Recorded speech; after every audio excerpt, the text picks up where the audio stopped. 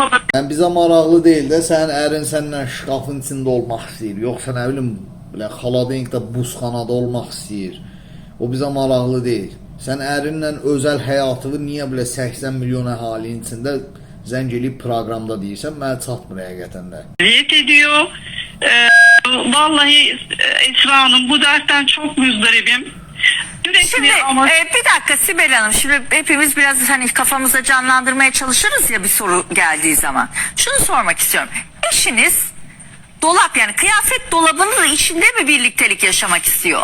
Aparıcı da öz dərdinə düşüb, özümürüm. Qızı bilə-bilə yenə danışdırır ki, biz beynimizdə canlandırmaq. Niyə canlandırmaq istəyirsən ki? Özdəki bu fakt deyir də, bu boyda proqrama zəng edib deyir ki, eşim mənə şkafın içinə sarır, şaqqıldadır orada. Nəyini eşitmədin ki, təkrarlatdırırsan?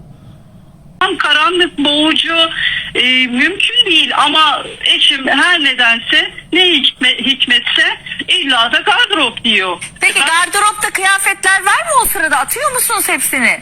Yani gardıroptaki kıyafetlerin bir kısmını tabii ki çıkartıyoruz yani. Məsələ şkafın içindəki paltarlardır da, hə? Yəni ki, qızım zəng edib proqramda eşim məni şkafın içinə salıb orada şaqqıldadır demək problem deyil.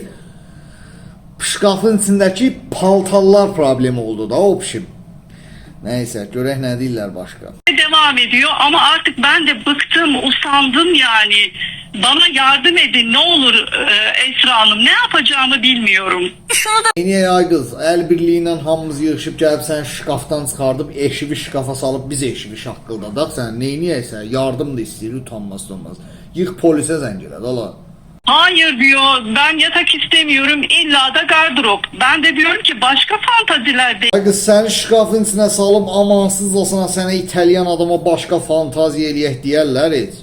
Xəstə adamdır bu, bəlkə sən qaldırdı bilət quş kimi konkret ağacın başında itələdi sənə.